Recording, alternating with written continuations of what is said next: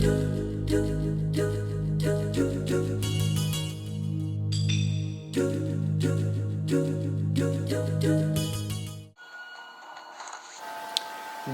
Hunter Alliance.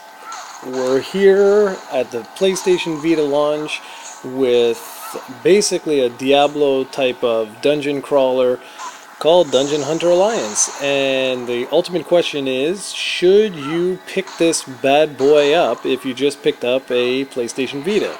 And hopefully at the end of this you'll see that the answer is probably a no. Doesn't mean it's a bad game, not at all. Just there's one thing that sort of makes it all fall apart. So, like I said, this is a dungeon crawler. The absolute best aspect of it is that it's actually a pretty fun and interesting game. Obviously the footage you're seeing here is all off screen, and you know, it was shot with my iPhone 4S. Don't really have anything else, so sorry the quality's not amazing, but you know, you do what you can. Anyways, this is your typical dungeon crawler. Quests are they're okay. They're not the best. They're kind of standard fare. You go around, you know, you basically have to go and kill this monster, kill that monster, or go find this item or that item, etc., etc.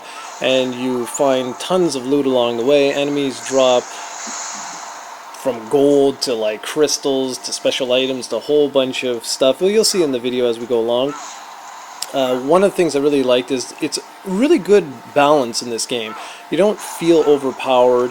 You constantly have to make sure that you have enough potions and things like that, because otherwise you're gonna basically get destroyed. Also really like the leveling up system, because as you level up you can assign points to key areas like endurance or power, strength, etc. And also you can activate and learn unique skills. The more time you invest in the game, basically the more diverse your character becomes, which is pretty cool. There's also some interesting Vita specific features which are kind of hard to show in the video, but basically you can use the back trackpad to move the little fairy around and then double tap on the screen in order to activate whatever their special ability is. The fairy is also used to dig up hidden items you can see throughout the stage, but it's a little bit awkward to do while filming. The online play works perfectly. You can join up to 4 players. I tried out, I can only find 1 player online at the time when I did the recording, but you don't actually see it here.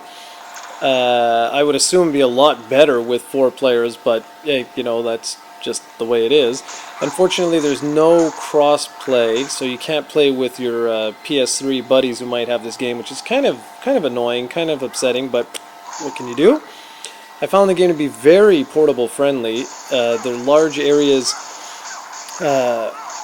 require a little bit of loading, like I'd say maybe, I don't know, 20 to 30 seconds sometimes, but the way the PlayStation Vita is actually set up, it has this solid state feature whereby you can press the PlayStation button, return to the dashboard or the interface or whatever you want to call it, do something else, and then go back and just tap on the game and bam, you'll be right back to where you left off. You can also put the game to sleep.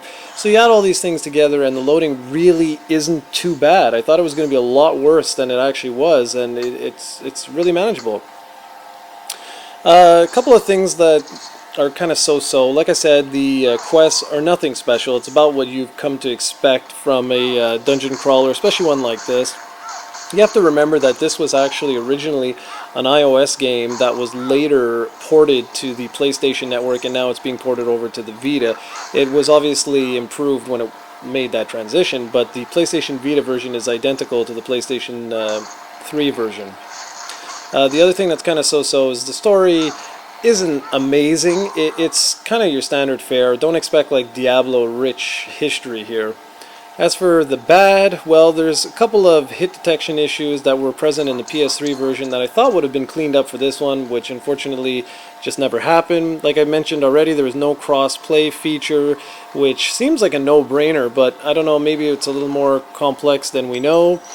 And another big problem, you can barely make it out in one of the scenes here in the video, but basically as enemies move behind environmental objects, they disappear. You don't. You're actually still like somewhat visible, but it's sort of like a death toll because you have no idea who you're fighting. And now we come to the very end, and the most important thing which is the price. This is sort of what destroys absolutely everything. The PlayStation 3 version of this game, this exact same game, except for those few features that I mentioned, it costs $12.99. The Vita version, if you download it, is $35.99, or if you head to the shop and pick it up, it's $39.99. Do the math there, guys. You're talking about one hell of an insane premium just to have this on your PlayStation Vita. Now, I really don't know about you, but I don't think it's really worthwhile. What I've told everybody is sort of like this. I average the score out to be about a 6 because I figure this is a quality product. Like, I mean, there was a lot of time and money went into this. But if you've played the PlayStation 3 version, unless you are a die-hard fan of this, that score is going to drop by to like almost like what, like a 5 or a 4.5, something like that. If you've never played the PlayStation 3 version and you don't mind spending the money for a dungeon crawler on the go, then this is about a 7.5 game. So hopefully, hopefully that makes sense. Hopefully you like what you've seen. It's just a little snippet of what you can expect from the gameplay. Like I said, this is a really solid game. I had a really good time with it. It's just that price is so high. It's such a premium that it's really hard to recommend. So thanks for watching, everyone, and I'll be back soon with another video review.